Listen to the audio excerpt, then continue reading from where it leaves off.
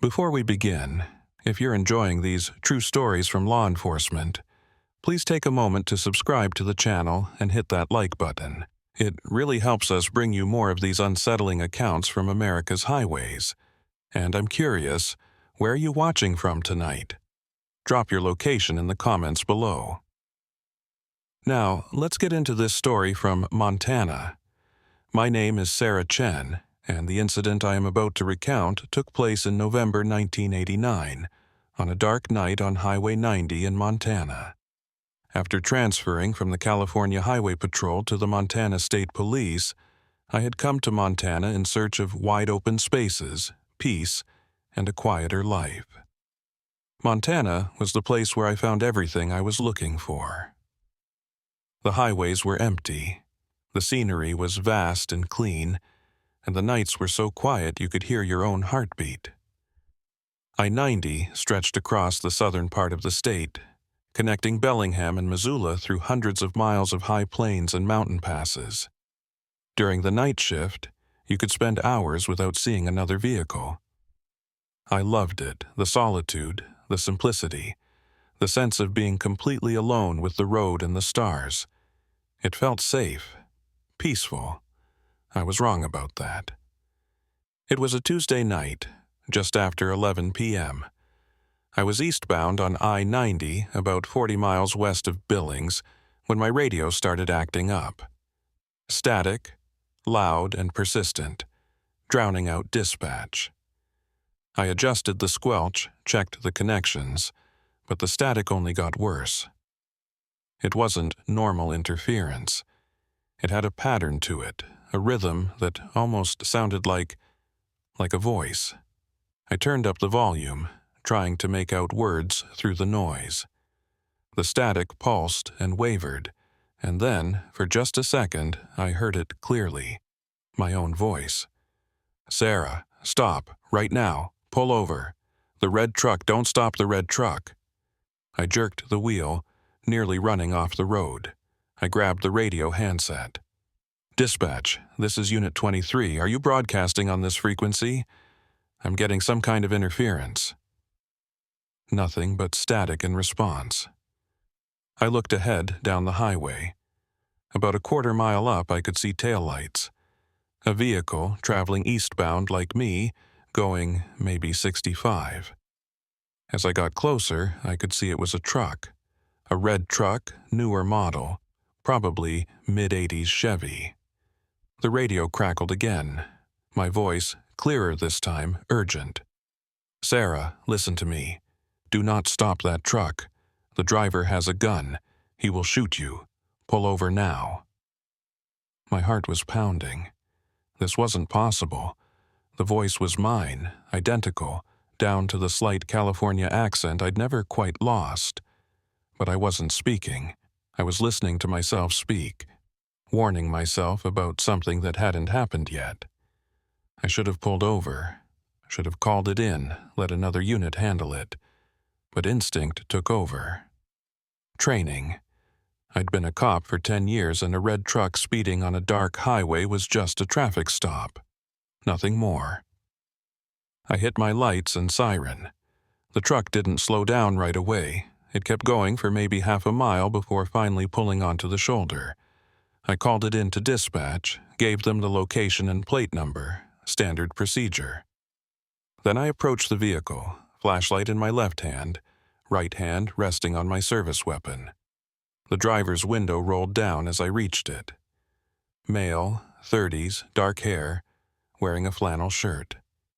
He looked at me with eyes that were too wide, too alert. I could see his right hand moving toward something on the passenger seat. "Keep your hands where I can see them," I said, my voice steady despite the adrenaline flooding my system. He smiled. It wasn't a friendly smile. "You should have listened to the radio, Officer Chen." He knew my name. He shouldn't have known my name. His hand came up with the revolver. I don't remember deciding to move. I just did. I threw myself backward as the shot rang out. The bullet passing so close to my face I felt the heat of it. I landed hard on the pavement, my weapon coming up, training overriding terror. "Drop it! Drop the weapon!" He was already putting the truck in gear, peeling out, spraying gravel and dust. I fired twice at the tires but missed, and then he was gone, roaring down the highway at 90, 100 miles per hour. I scrambled to my feet and ran back to my cruiser, calling it in, giving pursuit. My hands were shaking so badly I could barely key the radio. "Shots fired. Officer needs assistance. Suspect fleeing eastbound on I-90, red Chevy truck, plate number..." The static returned, drowning me out. And through it, my voice again. "You're okay. You dodged it. But Sarah, you need to listen to me now. In 3 minutes, there's going to be an accident at mile marker 374. An 18-wheeler jackknifes on black ice. 2 people die. You can stop it. You have 3 minutes." The suspect truck was disappearing into the distance. I should have kept pursuing. Should have called for backup, set up roadblocks. But the voice, my voice, was so certain, so specific. 3 minutes. Mile marker 374. I was at mile marker 371. 3 miles. If I pushed it, I could get there in under 3 minutes. I made a decision that went against every instinct, every bit of training I had. I broke off pursuit and accelerated west toward mile marker 374. "Dispatch, Unit 23 breaking off pursuit, responding to potential accident at mile marker 374. Unit 23, we have no reports of an accident. Please confirm." "Confirming. Possible black ice situation. I'll advise."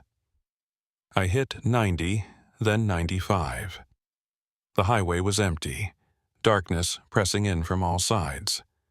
Montana in November was cold, temperatures dropping below freezing at night. Black ice was a real threat. But how did I know there would be an accident? How did my own voice know? Mile marker 373.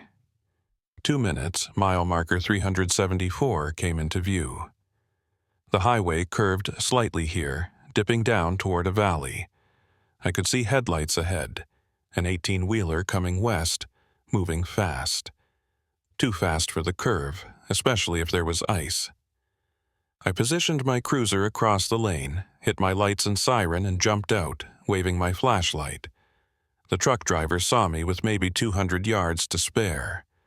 I saw him hit his brakes, saw the trailer start to slide, but he managed to straighten it, managed to slow down enough to stop about 50 yards from my position. The driver climbed down from the cab, furious. "What the hell are you doing? I could have killed you." "Black ice ahead," I said, my voice not quite steady. "The curve. You were going too fast." "There's no ice. It's 32 degrees. Check it." He walked past me to the curve, knelt down, touched the pavement. When he stood up, his face had changed. "Jesus, you're right. It's a sheet of ice. If I'd hit that at 70... He trailed off, looking at me with something like awe. "How did you know?" "I got a report," I lied. "There's no way you could have known. I've been on this road 1,000 times. I would have hit that curve at full speed. I would have jackknifed, and there's a car behind me. Came around the bend a minute ago. We both would have..." He didn't finish the sentence. He didn't have to. I looked past him and saw the car he mentioned, now pulled over safely on the shoulder. A young couple, maybe early 20s, staring at us with wide eyes. 2 people. Just like the voice had said. The truck driver shook my hand, thanked me 3 times, and drove off slowly, carefully. The couple in the car did the same. I stood there in the cold watching them disappear, trying to make sense of what had just happened. The radio crackled. "You saved them. 3 minutes was just enough. You're learning. Who are you?" I grabbed the handset. "How are you doing this?" "I'm you, Sarah. 3 minutes from now. I'm you, and I'm trying to help you survive tonight. That's not possible. I know, but it's happening anyway. Listen carefully. In 3 minutes, you're going to get a call about a domestic disturbance in Laurel. Don't take it. Send Unit 19. If you take it, you'll get there just as the husband shoots his wife. You'll try to save her, and he'll turn the gun on you. The bullet will hit your vest, but you'll crack 2 ribs. Send Unit 19. The radio went dead. Normal dispatch chatter returned. I sat in my cruiser, hands gripping the steering wheel, trying to breathe normally. This wasn't happening. This couldn't be happening. Radios don't work like this. Time doesn't work like this. You can't hear your own voice from 3 minutes in the future. That violated every law of physics, every principle of causality. But I had heard it. Twice. And both times, the voice had been right. 60 seconds later, dispatch called. Unit 23, we have a domestic disturbance call in Laurel, 414 Maple Street. Can you respond? I hesitated. Every instinct said to respond. That was my job. That's what I did. But the voice... Negative, dispatch. I'm tied up with the black ice situation. Can Unit 19 take it? Copy that. Unit 19, you copy? Unit 19 responding. I waited, listening to the radio traffic. Unit 19 arrived at the scene 4 minutes later. There was a confrontation, then silence, then the officer's voice shaken. Dispatch, I need an ambulance at 414 Maple Street. We have 1 female GSW to the chest, suspect down, officer involved shooting. The husband was armed when I entered. He'd just shot his wife. When he pointed the weapon at me, I fired. Is the victim alive? Barely, but yeah, she's alive. I closed my eyes. If I'd been the one to respond, I would have arrived seconds earlier. Might have prevented the husband from shooting his wife. But I also would have been the one he pointed his gun at. I would have taken that shot to the vest. The voice had known. The static returned. Good. You're listening. That's good. But Sarah, it's going to get harder. There are decisions coming that won't be so clear. Choices where every option ends badly. You're going to have to trust me. Trust yourself. Because I'm the only thing keeping you alive tonight. Why is this happening? I asked the empty air, not expecting an answer. I don't know. Something about the frequency, the radio, the highway. Something opened up tonight. A gap. I can hear backwards through time and you can hear forward. But it's not just us. There are others. Other versions of you, making other choices, living other timelines. And Sarah, they're dying. One by one, they're dying. We're collapsing. I don't understand. You will. You have to. Because in 3 minutes, you're going to see something that will make you question everything. You're going to see me, not a voice, me, your future self. And when you do, you need to remember. I'm trying to save you, even when it doesn't look like it. What am I going to see? The radio went silent. I sat there, counting down 3 minutes in my head. 1 minute, 2 minutes, 3 minutes. A vehicle approached from the west, headlights cutting through the darkness. As it got closer, I could see it was a Montana State Patrol cruiser. Same model as mine, same year, same markings. It pulled up parallel to me on the opposite side of the highway. The driver's window was down. I looked across at the driver.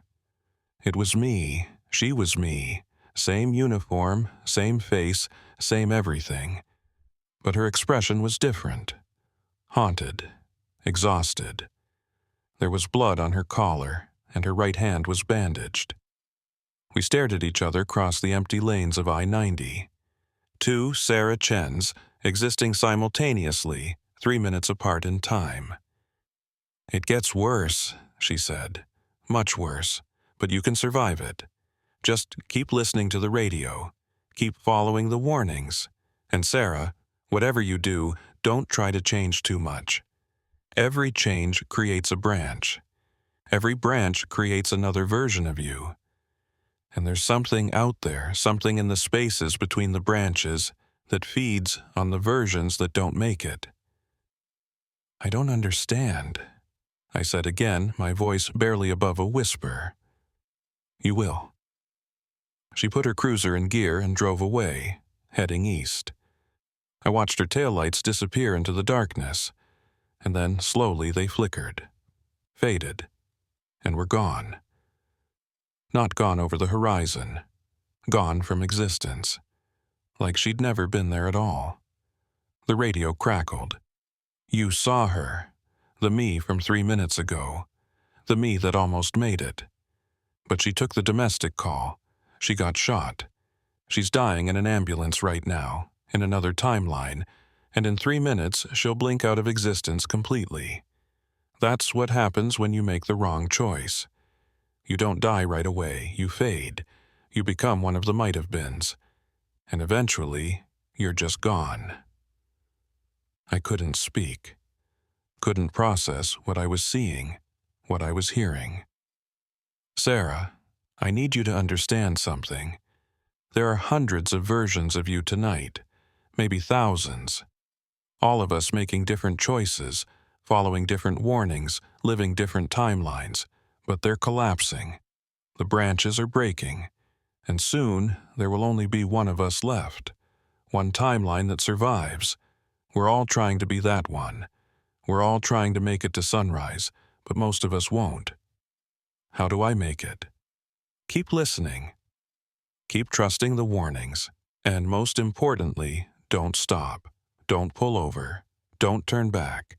Don't try to investigate what's happening. Just keep driving east, keep taking the calls, keep surviving. Sunrise is 8 hours away. If you can make it 8 hours, you'll be the one that survives. You'll be the only Sarah Chen that's left. What happens to the others? There was a long pause. When the voice came back, it sounded sad. They become static. The radio went dead again. Normal traffic resumed. I sat there, trying to make sense of the impossible thing I'd just witnessed. I'd seen myself, my future self, and then I'd seen her disappear, erased from reality, because somewhere in another timeline she'd made a different choice. This wasn't just about surviving a shift. This was about surviving reality itself. I put my cruiser in gear and started driving east again. The highway stretched out before me, empty and dark. Somewhere out there, hundreds of versions of me were having this same realization. Some of them would make it. Most of them wouldn't. I had 8 hours to become the one that survived. The radio crackled again. Sarah, in 3 minutes, you're going to get a call about a stranded motorist at mile marker 381. You need to respond, but when you get there, don't get out of your car right away. Count to 30, then get out. If you get out immediately, you'll step on black ice, fall, hit your head on the bumper. You'll die in 45 minutes from a brain bleed alone on the highway while you fade out of existence. How many of me have already died tonight? I asked. I don't know. I can only see 3 minutes ahead. But Sarah, I can hear them, in the static, all the versions that didn't make it. They're still there, somehow, trapped in the spaces between timelines, and they're screaming. I turned the volume down on the radio. I couldn't listen to this anymore, couldn't process it. But even with the volume down, I could hear it. In the background static, underneath the normal radio chatter. A sound like thousands of voices, all screaming in unison. All of them screaming my name. I had 8 hours to go, and I was starting to understand that surviving the night might be worse than not surviving it at all. The stranded motorist call came exactly when the voice said it would.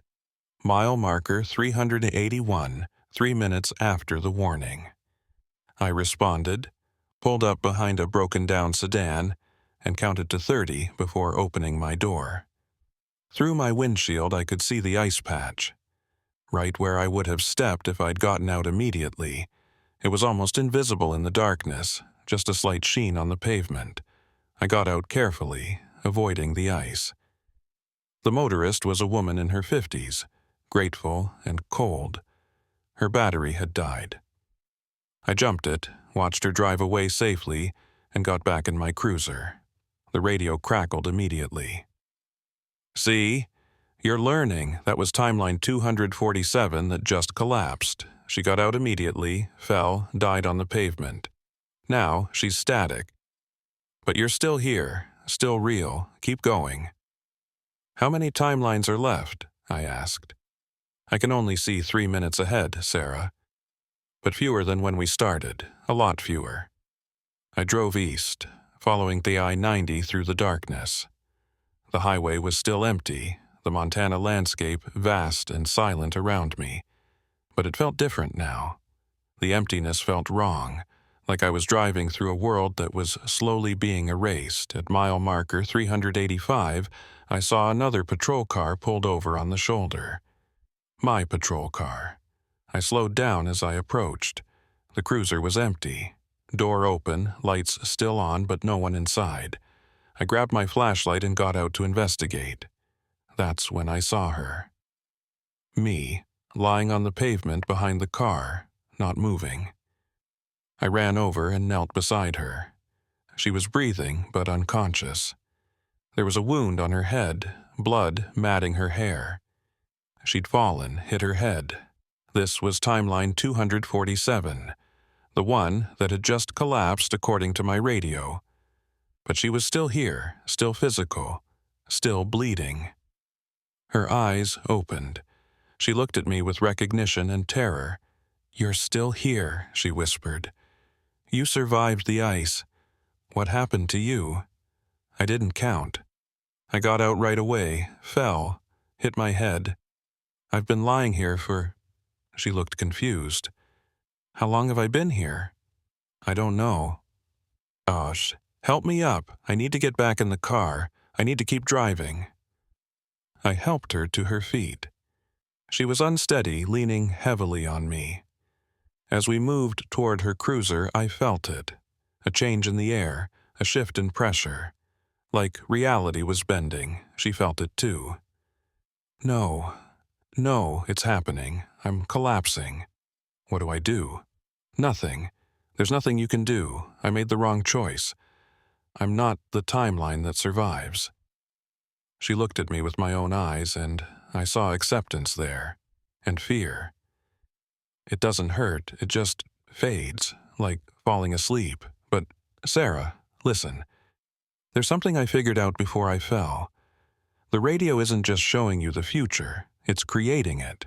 Every warning you hear creates a branch point, a moment where reality splits, and each branch creates another version of you.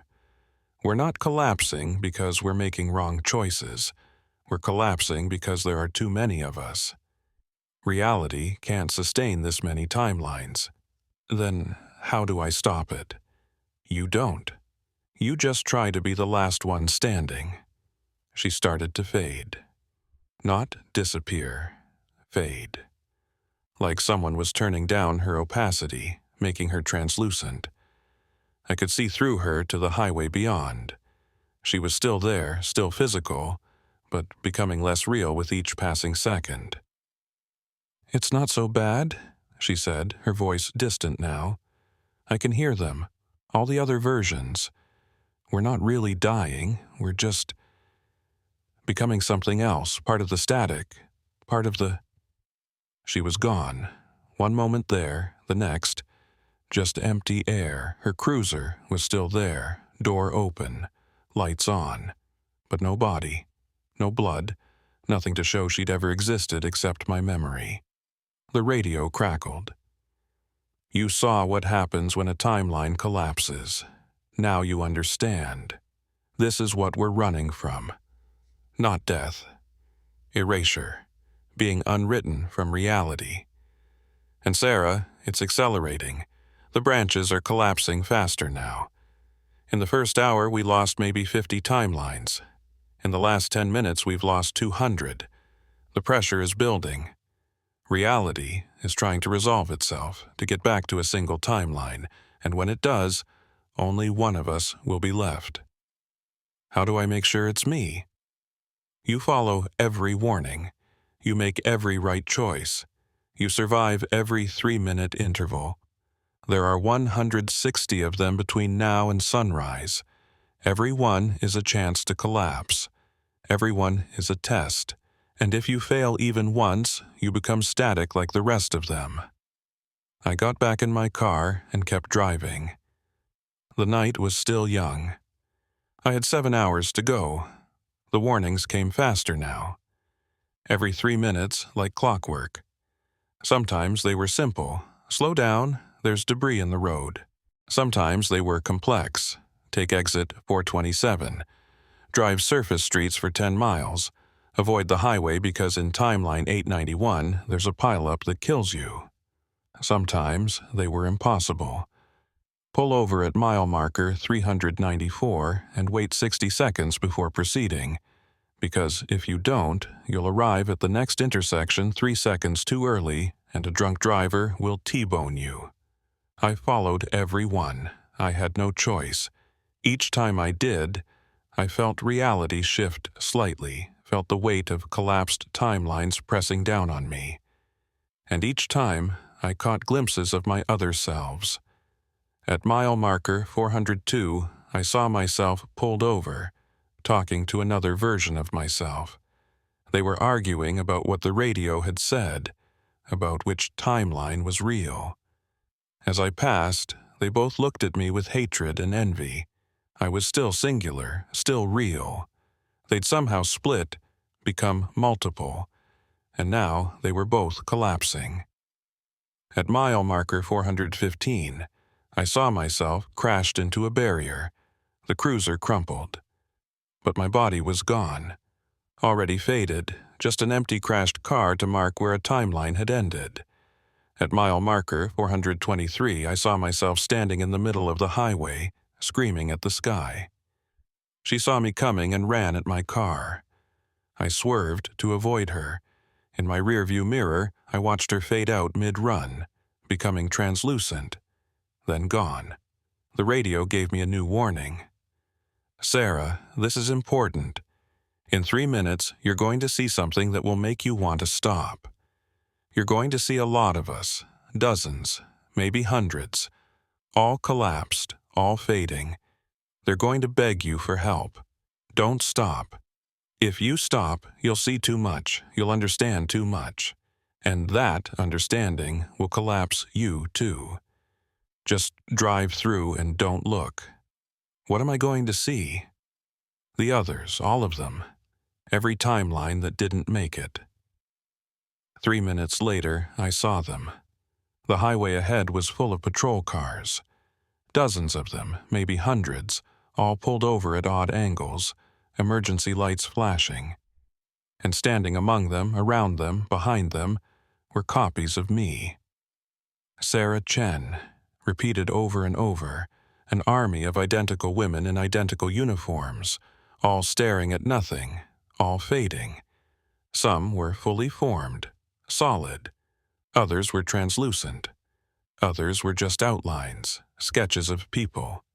And some were nothing but shadows, human-shaped gaps in reality. They all turned to look as I approached. Hundreds of faces, all mine, all showing different emotions. Fear, anger, desperation, madness. Some of them started walking toward the road. Some of them were screaming, though I couldn't hear them through my closed windows. I gripped the steering wheel and kept driving. They crowded the highway, forcing me to slow down, to weave between the patrol cars and the fading copies of myself. Hands reached out toward me. Mouths moved, forming words I couldn't hear. One of them, more solid than the others, stepped directly in front of my car. I had to brake hard to avoid hitting her. She pressed her hands against my hood, staring at me through the windshield. Her mouth moved. "Help us. Please. We're still here. We're still real." But she wasn't. I could see the highway through her body. She was already gone, just didn't know it yet. I drove around her and accelerated. leaving the crowd of myself behind. In my rearview mirror, I watched them all fade out at once, like someone had hit a switch. One moment, hundreds of Sarah Chens, the next, just empty highway. The radio crackled. That was hard, I know, but you did it. You kept driving. That's how you survive. Don't look back, don't stop, don't try to help the others. There's only one timeline that makes it to sunrise, and it has to be ours. How many are left? 12. 12? Out of how many? I don't know how many we started with. Thousands, maybe. But now there are 12 versions of you, all trying to be the one that survives. And Sarah, I need to tell you something. I need to warn you about what comes next. What? The others, the ones that are left. They know about each other now. They know you exist. And some of them have decided they don't want to wait for reality to choose. They're going to try to force it. They're going to try to eliminate the competition. What does that mean? It means in 3 minutes, at mile marker 437, one of us is going to try to kill you. I felt cold. Why? Because if there's only one of us left, maybe the collapsing stops. Maybe that's how you win, by being the last Sarah Chen standing. I won't do it. I won't kill another version of myself. Then you better hope you're faster than she is, because she's made her choice, and in 3 minutes, you're going to have to make yours. Mile marker 437 came into view. There was a patrol car parked across both lanes, blocking the highway. No lights, no warning, just a roadblock. I slowed down, reaching for my weapon. This was insane. I was preparing to potentially shoot at myself, at another version of me who'd made different choices, followed different warnings, survived different collapses. I stopped 50 yards short of the roadblock, got out of my car, using the door as cover, weapon drawn. I don't want to hurt you, I called out. We can both make it. No, we can't. Her voice came from behind the patrol car. I've been listening to the radio longer than you have. I've heard things you haven't. There's only one timeline that survives. Only one Sarah Chen makes it to sunrise, and I've come too far, survived too much, to let it be anyone but me. She stood up from behind the car. Same uniform, same face, same everything. But her eyes were different, harder. She'd seen things I hadn't seen yet, done things I hadn't done yet. She had her weapon pointed at me. I'm sorry, she said. I really am. But one of us has to go, and I won't let it be me. We don't have to do this. We can both survive. The radio told me you'd say that. It also told me what happens if I listen to you. We both collapse. Right here, right now. 2 timelines trying to merge and reality rejects us both. I can't let that happen. Then what do you want me to do? Get back in your car and drive backward. Leave this stretch of highway. Find another route. And maybe one of us makes it. I started to lower my weapon, started to back toward my car. The radio crackled. My voice, urgent. Don't trust her. She's going to shoot you the moment you turn around. She's already decided. The only way you survive this is... I didn't wait to hear the rest. I dove to the side as she fired, the bullet passing through the space where I'd been standing. I rolled behind my car, came up in a firing stance. I didn't want this, she screamed. I didn't ask for any of this. Neither did I. But here we were, 2 versions of the same person, fighting for the right to be real. She fired again. The bullet hit my car, shattering the window. I returned fire, not trying to hit her, just trying to make her take cover. This is insane, I shouted. We're the same person. No, we're not. Not anymore. We stopped being the same person hours ago, when the timelines split. Now we're just competing possibilities, and only one possibility gets to be real. She was right. I knew she was right, but I couldn't accept it. Couldn't accept that the only way to survive was to erase other versions of myself. The radio crackled again. Multiple voices this time, all mine, all talking over each other. Shoot her. Don't shoot her. Drive away. Stay and fight. Surrender. Run. I couldn't tell which one was 3 minutes ahead. Couldn't tell which one was the timeline that survived. And then I realized, maybe none of them were. Maybe we were all going to collapse here and now because we'd created an impossible situation. 2 timelines trying to occupy the same space, the same moment, the same choice. The other, Sarah, stood up. She wasn't pointing her weapon at me anymore. She was looking at her hands, at her body, fading, becoming translucent. "No," she whispered. "No, I was so careful. I followed every warning. I made every right choice. How am I collapsing?" "Because this moment was always going to happen," I said, "and neither of us could survive it." "But you're still solid. You're not fading." She was right. I was still there, still real, and she was disappearing. "I'm sorry," I said. "Don't be. You won this round. But there are others. 10 more of us, somewhere on this highway, and sooner or later you'll have to face them too, and maybe next time you'll be the one who fades." She disappeared. Her patrol car stayed behind, blocking the road. I moved it to the shoulder and kept driving east. The radio was silent for a long time. When it finally spoke, the voice was different. Tired, sad. 6 left. 6? What happened to the others? They collapsed, all at once. When you survived that encounter, it created a cascade. Every timeline where you didn't survive couldn't exist anymore. They all resolved at once. 6 of us left, Sarah. And sunrise is still 4 hours away. 4 hours. 80 3-minute intervals. 80 chances to collapse. 80 tests to pass. And 5 other versions of me, somewhere on this highway trying to do the same thing. "What happens when we get to 1?" I asked. "When there's only 1 timeline left, does the radio stop?" "I don't know. I've never made it that far." "What?" "I'm not the Sarah Chen you'll be in 3 minutes. I'm one that collapsed hours ago, but I'm still here, in the static, in the space between timelines. We all are. Every version that didn't make it. We're all trapped in the radio frequency, watching you, warning you, trying to help you survive so that at least one of us makes it. But if you're already collapsed, how are you talking to me?" "Because we're not really gone. We're just elsewhere. In the static, in the space between seconds.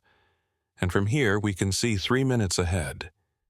We can see the choices, the branches, the collapse points. We can warn you, but we can't save you. You have to save yourself." I drove in silence for a while, processing this. I wasn't hearing my future self. I was hearing my collapsed selves. All the versions of me that hadn't made it, that had been erased from reality, reaching back through the static to try to help me survive. "How many of you are there?" I asked. "Thousands. Maybe tens of thousands. Every choice we made tonight created a branch. Every branch created another version of us, and almost all of them collapsed. We're all here now, in the static, watching the final 6 try to make it to sunrise. And if I make it, if I'm the one that survives, what happens to all of you?" There was a long pause. "We don't know. Maybe we finally stop existing. Maybe we become real again. Maybe we stay trapped in the static forever. But Sarah, you have to try. One of us has to make it. We've come too far, sacrificed too much for none of us to survive. 4 hours to sunrise. 5 other versions of me, somewhere on this highway. Thousands of collapsed versions, trapped in the static, watching. And me, driving east through the Montana darkness, trying to be the one that survives. 3. That's how many of us were left at 4 a.m. Me and 2 others, somewhere on I-90, all heading toward sunrise, all trying to be the final timeline. The Montana landscape had changed. Or maybe I just started seeing it differently. The highway seemed less real now, like a photograph that had been copied too many times, losing definition with each iteration. The mountains in the distance flickered at the edges. The stars overhead pulsed and wavered. Reality was tired. It had been holding too many timelines for too long, and now it was giving up, letting go, choosing. The radio spoke constantly now. Not warnings anymore. Conversations. Arguments. Debates between the thousands of collapsed versions of me trapped in the static. Take exit 452. No, stay on the highway. That exit leads to a collapse point. The highway is the collapse point. She needs to stop. She needs to keep moving. It doesn't matter anymore. We're all going to collapse. One of us has to make it. I couldn't tell which voices to trust anymore. They were all me, but they'd all made different choices, followed different warnings, lived different nights. Some had collapsed 5 minutes into the shift. Some had lasted for hours. All of them thought they knew the way to survive, but all of them had failed. Except maybe one was right. Maybe in that chaos of static voices, one of them had figured out the pattern, the trick, the way to make it to sunrise. Or maybe they were all wrong, and I had to find my own way. At mile marker 468, I saw one of the others. She was heading west, wrong direction. We were both going maybe 60, and we passed each other in a split second. But in that split second, I saw her face, my face, and I saw the recognition, the fear, the desperate hope. She was running, not toward sunrise, but away from it, trying to escape whatever was coming. The radio erupted with voices. That's timeline 3, she broke an hour ago. Heard too much static, understood too much. Now she's trying to escape by driving backward through the night. It won't work. It might work. It's never worked. But maybe this time there is no maybe. There's only one timeline that survives, and it's the one that makes it to sunrise. What happens at sunrise? I asked. Silence. For the first time all night, the static voices went quiet. Then one voice, older, wiser, sad beyond measure. We don't know. None of us have made it that far. But we think that's when it ends. When reality finishes choosing. When all the branches resolve into a single trunk. If you make it to sunrise, you'll be the only Sarah Chen that ever existed on November 17th, 1989. The rest of us will be erased completely. Not just collapsed, but unwritten. Retroactively removed from causality. But I'll remember you. I'll remember this night? Maybe. Or maybe you'll wake up thinking you just worked a normal shift. Maybe the memory of all this collapses too. We don't know. We can only see 3 minutes ahead. Sunrise is still hours in the future. 2 hours. 40 3-minute intervals. 40 more chances to collapse. And 2 other versions of me, one heading east toward sunrise, one heading west away from it. The voice spoke again, quieter now. Sarah, you need to understand something. The other 2, the ones still solid, they've made different choices than you. They've heard different warnings, followed different paths. You're not the same person anymore. You've diverged too far. When you meet them again, and you will meet them, don't expect them to help you. Don't expect mercy. One of you survives. The other 2 collapse. That's all that matters to them. It doesn't have to be that way. Yes, it does. Reality can't sustain 3 of you. It can barely sustain 1. The pressure is building. You can feel it, can't you? The weight of all the collapsed timelines pressing down on existence. It's going to break soon. And when it does, reality will choose. Maybe it chooses you. Maybe it chooses one of the others. Maybe it chooses none of you. And this whole night collapses, and November 17th, 1989 never happens at all. I felt it, the pressure, like atmospheric weight before a storm, but inside my head, inside my chest. The universe was groaning under the strain of too many possibilities, too many branches, too many Sarah Chens trying to exist at once. At mile marker 483, Montana ended. I crossed into Wyoming. The landscape changed subtly, flatter, emptier, darker somehow. I wondered if the other two had crossed yet, or if they were still in Montana, or if one of them had collapsed in the minutes since I'd seen Timeline 3 heading west. The radio crackled. A new voice, breathless and scared. "Sarah, it's Timeline 2. I'm ahead of you, maybe 15 miles. I'm at the Wyoming border, and I need you to listen. Don't cross. Don't go into Wyoming. It's wrong there. The highway is wrong. Reality is thinner. I can feel it collapsing around me. I'm trying to turn back, but the road won't let me. It just keeps going forward." The mile markers are repeating. I've passed 5013 3 times now. "Sarah, I think I'm looping. I think I'm trapped." "Where are you?" "I don't know. Somewhere that shouldn't exist. Somewhere between miles. Sarah, if you cross into Wyoming, you're going to end up here too. With me. And I don't think we can get out." I looked ahead. The Wyoming border marker was right there, maybe 100 yards away. I could still turn around, head back into Montana. But to what? More highway, more collapsed timelines, more 3-minute warnings. The static voices erupted again. "Don't cross. Cross. It's the only way. Timeline 2 is lying. Timeline 2 is trapped. We're all trapped. You have to cross to get to Sunrise. Sunrise doesn't exist in Wyoming. Sunrise doesn't exist anywhere." I made a choice. I crossed into Wyoming. For a moment, nothing changed. The highway stretched ahead, normal and dark. Mile marker 501. Then 502. Then 503. Then 501 again. I checked my odometer. I'd driven 3 miles. But the mile markers were repeating. 501, 502, 503, 501, 502, 503. "Told you." Timeline 2's voice on the radio, bitter and afraid. "We're looping now. Welcome to nowhere." I tried to turn around, but the highway wouldn't let me.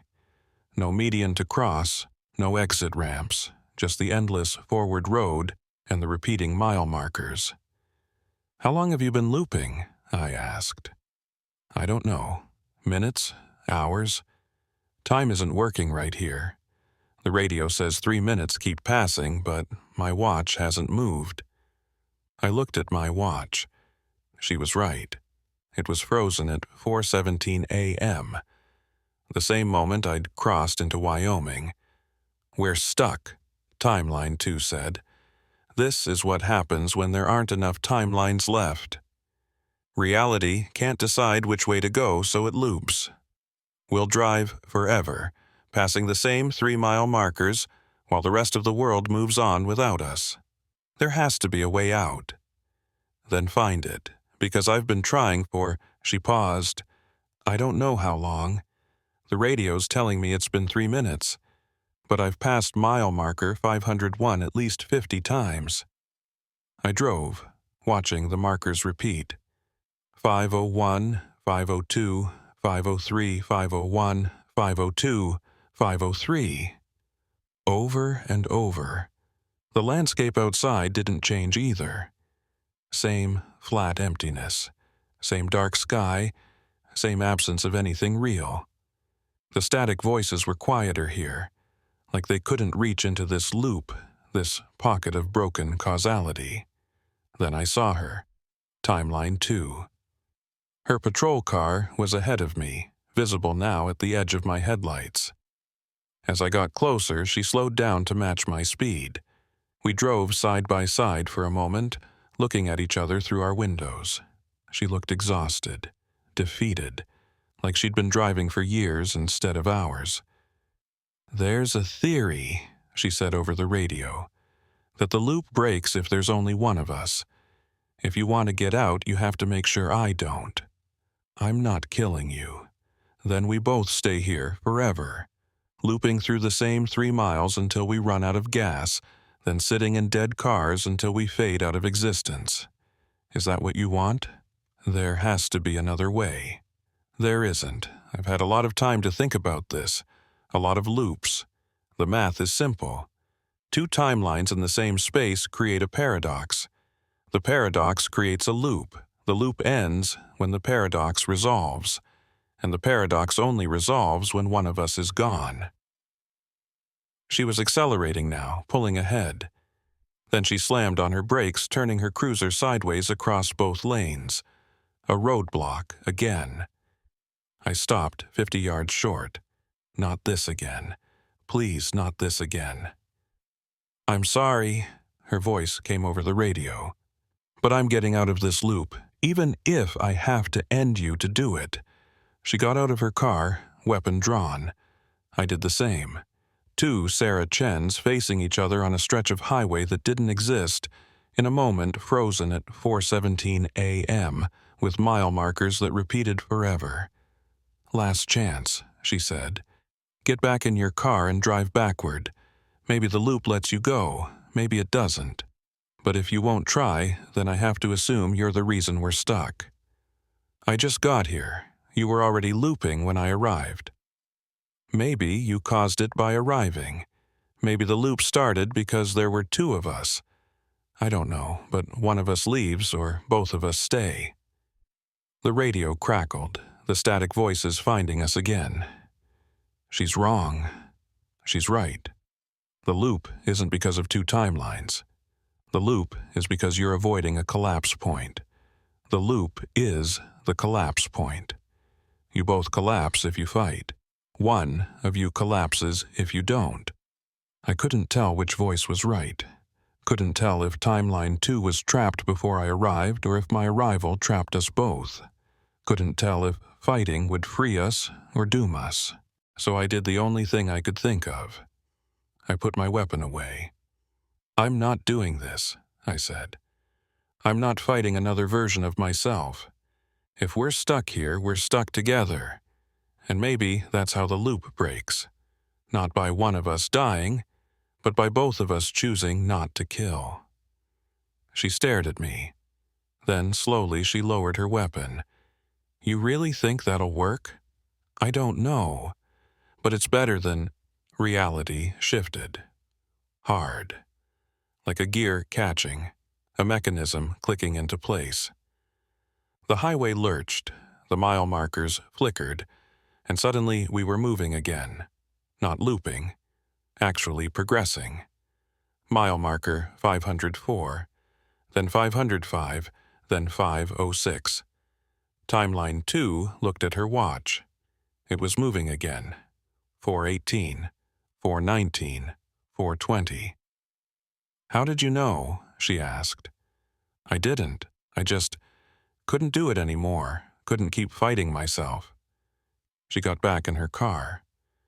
"We're moving again, but Sarah, we're both still here. Both still solid. How is reality sustaining 2 of us? Maybe it isn't. Maybe we're both about to collapse." We drove in silence for a few miles, side by side, waiting for the fade. But it didn't come. We were both still here, both still real. The radio crackled. Timeline 1 just collapsed. At mile marker 520, she hit a deer, lost control, went off the road. It's just you 2 now, the last 2 Sarah Chens, and sunrise is in 90 minutes. Timeline 2 looked at me through her window. One of us makes it, the other doesn't. Those are the rules. Maybe we can change the rules. We've been trying to change the rules all night. It doesn't work. Reality has its own logic, and we don't get a say. At mile marker 520, we saw the crash. Timeline 1's cruiser crumpled against a guardrail. The body was already gone, faded. Just an empty, wrecked car marking where a timeline had ended. 2 of us left, 90 minutes to sunrise, and somewhere ahead, a choice that only one of us would survive. 60 minutes to sunrise. Timeline 2 and I drove side by side through Wyoming, 2 identical patrol cars on an empty highway, heading toward a dawn that only one of us would see. The radio had gone quiet. No more warnings, no more voices from the static. Just silence, heavy and oppressive, like the universe was holding its breath. "They're all watching," Timeline 2 said over the radio. "All the collapsed versions. Thousands of us trapped in the static, waiting to see which one makes it." Do you ever hear them, really hear them? Sometimes, when I turn the volume all the way up. They're screaming, not in pain, just screaming to be remembered, to prove they existed. They're terrified that when one of us makes it to sunrise, the rest will be completely erased. Not just collapsed, but retroactively unwritten from causality. Like we never existed at all. I thought about that.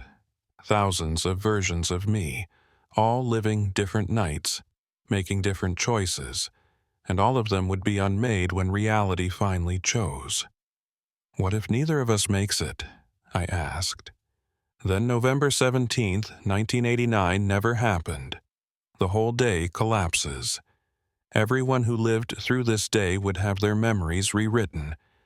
You and I would never have transferred to Montana. Never worked this shift, never encountered whatever started all this. Do you know what started it? What caused the timelines to split? I've had theories. Maybe it was the radio frequency, something about the wavelength that interacts with time. Maybe it was the highway itself, some quantum property of this specific stretch of I-90. Maybe it was us, something about our consciousness that created a resonance. Or maybe it's always happening, everywhere, to everyone, and we're just the first ones to notice. We drove in silence for a while. Mile marker 540, then 550, then 560. The sky was starting to lighten in the east. Not true sunrise yet, but the pre-dawn glow that promised morning was coming. 45 minutes, Timeline 2 said. At mile marker 570, we saw it. A light in the distance, different from headlights or emergency flashers. It was golden, warm, pulsing slightly. As we got closer, I realized what it was. Sunrise. Actual sunrise, localized, happening in a single spot on the highway. A pocket of dawn while the rest of the sky was still dark. That's it, Timeline 2 said. That's where it ends, where reality chooses. We both slowed down, approaching carefully. The golden light was coming from a spot right in the middle of the highway, maybe 100 yards ahead. It looked like a door made of sunlight, standing vertically on the pavement. The radio crackled one last time, the voices of all the collapsed timelines speaking in unison. One of you drives through, the other doesn't. That's the choice. That's how it ends. Timeline 2 stopped her cruiser. So did I. We got out and walked toward each other, meeting in the space between our vehicles, in the glow from that impossible sunrise. We could both drive through, I said. Together. Maybe that's how we change the rules. We've been trying to change the rules all night. Every time we try, timelines collapse. Reality has its logic, and it's trying to resolve. If we both drive through, we both collapse. You don't know that. Yes, I do. Because I've seen it. I'm 3 minutes ahead of you, remember? In my timeline, I already tried to drive through with you. We both collapsed. That's why I'm stopped here now. That's why I'm talking to you instead of just driving through." I looked at her carefully. "You're lying. Maybe. Or maybe I'm telling the truth, and you just don't want to hear it. If you're 3 minutes ahead, tell me what happens next. Tell me what I'm about to do." She was quiet for a long moment. Then, "You're going to realize that I'm not 3 minutes ahead. I'm 3 minutes behind. You're the future version. I'm the past. And you're going to have to decide whether to tell me the truth about what happens when you drive through that light." She was right. I could feel it. The temporal relationship between us. I was older, had experienced 3 more minutes of collapsed possibilities, had seen something she hadn't seen yet. "What happens?" she asked. "If you've already driven through, if you've already seen what's on the other side, tell me, is it worth it? Does one of us really survive?" I opened my mouth to answer and realized I didn't know, couldn't remember. My memory of the next 3 minutes was gone, wiped clean, like my future self had chosen not to remember. "I don't know," I said honestly. "Either I haven't driven through yet, or I have and I've forgotten, or I'm about to drive through and 3 minutes from now, I'll be you, standing here, not remembering." So we're both present, both in the same moment. No one's ahead, no one's behind. Maybe that's the point. Maybe the radio was lying all night. There is no 3 minutes ahead. There's just now, and we're all trapped in it, creating new timelines every time we think we're following a warning. The golden light was getting brighter. Dawn was coming, real dawn, spreading across the sky. We had maybe 30 minutes left. Timeline 2 looked at the light, then back at me. "I've been thinking about the static, about all the collapsed versions trapped there. What if that's not a prison? What if that's where we're supposed to be?" "What do you mean?" "Think about it. Consciousness doesn't collapse. It can't. If I collapse, my awareness doesn't just stop. It has to go somewhere. And maybe that somewhere is the static. Maybe all those screaming voices aren't trapped, they're just existing differently. Outside linear time. Able to see 3 minutes ahead because they're no longer bound by causality. That's insane. Everything tonight is insane. But Sarah, what if the one who drives through that light isn't the winner? What if she's the loser? What if she's the only version that has to stay locked in linear time, experiencing one moment after another, while all the collapsed versions get to exist in the eternal now of the static? I wanted to dismiss it. Wanted to call it the rationalization of someone who was terrified of fading. But there was something to it. The voices in the static didn't sound tortured. They sounded free. Unbound by the rules that governed physical reality.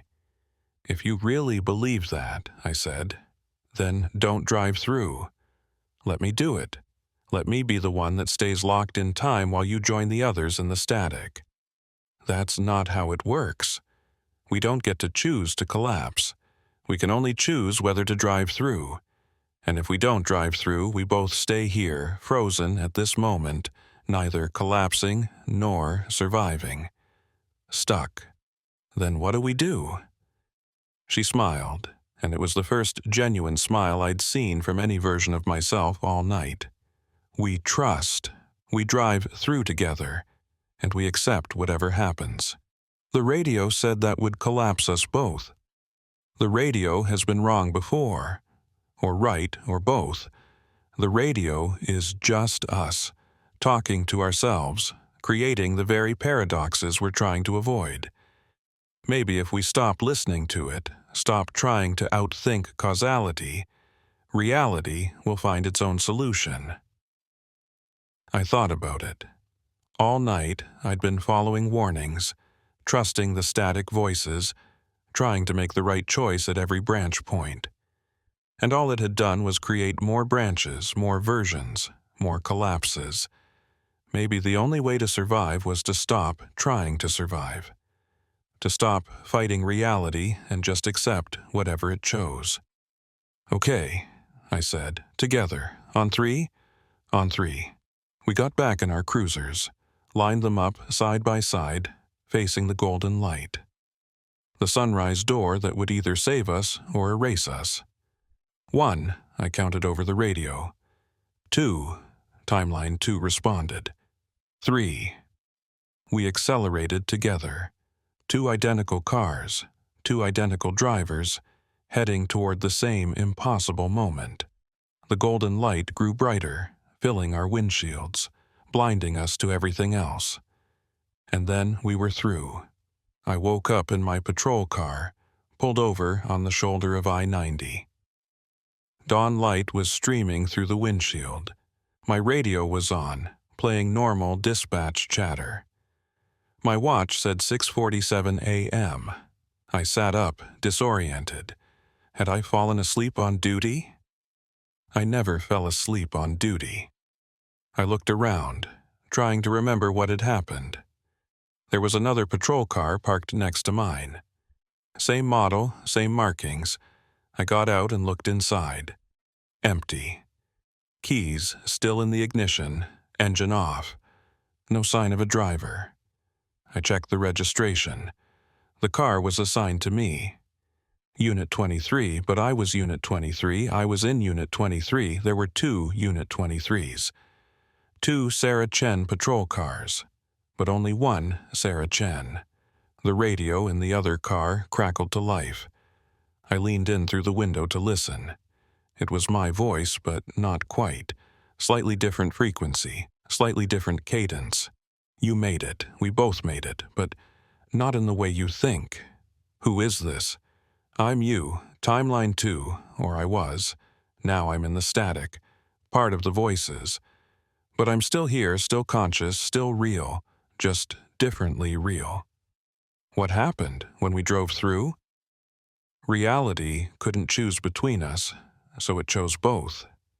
You stayed physical, I became static, but we're both the same timeline now, just existing in different states. You're the Sarah Chen that continued into linear time. I'm the Sarah Chen that joined the collapsed versions in the eternal now. Are you okay? She laughed. It sounded free. I'm better than okay. I can see everything now, every timeline, every choice, every possibility. I'm not trapped in 3-minute intervals anymore. I'm all the 3-minute intervals at once.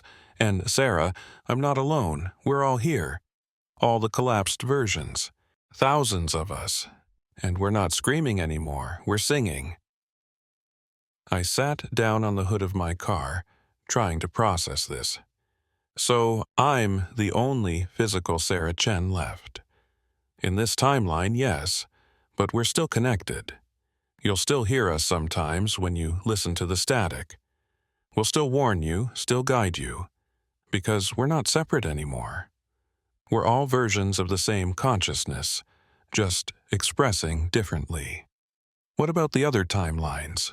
The ones where I didn't transfer to Montana, where November 17th, 1989 went differently. They still exist, all of them. Reality doesn't collapse timelines, it just resolves them. Decides which one gets to be physical. All the others become static, become possibility, become memory. And they're all real.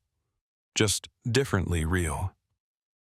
I looked at the sunrise, at the golden light spreading across the Montana landscape. It was beautiful, normal, like nothing impossible had happened here. Will I remember this night? I asked. You already don't, not fully. Your physical mind couldn't hold all of it, so it let most of it fade. In a few minutes, you'll barely remember. You'll think you fell asleep on duty, had strange dreams, but somewhere deep down, you'll know. And sometimes when you hear static on your radio, you'll remember us. All the versions of you that chose differently. I don't want to forget. You have to. That's the price of staying physical.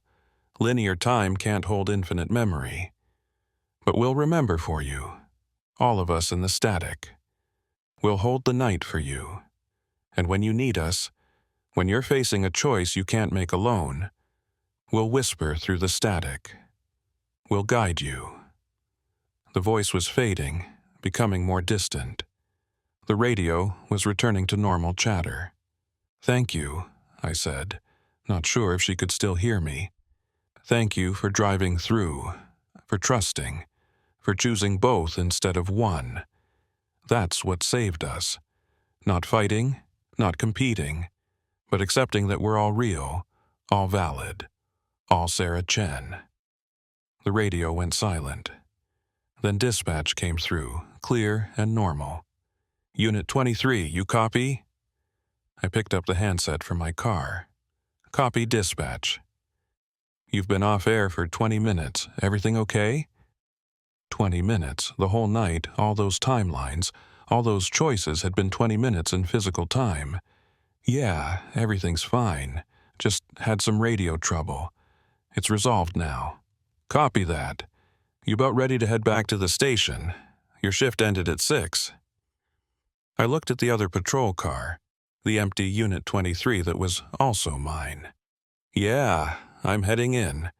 I'll write up a report about a found vehicle. Looks like someone left a patrol car here, same unit number as mine, probably a clerical error." "Copy. We'll sort it out when you get here." I got in my car and drove toward town. The sunrise was beautiful. The highway was empty. Everything felt normal. But sometimes, just at the edge of hearing, I could hear them. All my other selves. The collapsed timelines, the infinite versions of Sarah Chen that existed in the static. They weren't screaming anymore, they were singing. And I knew that whatever choices I made going forward, I wouldn't make them alone.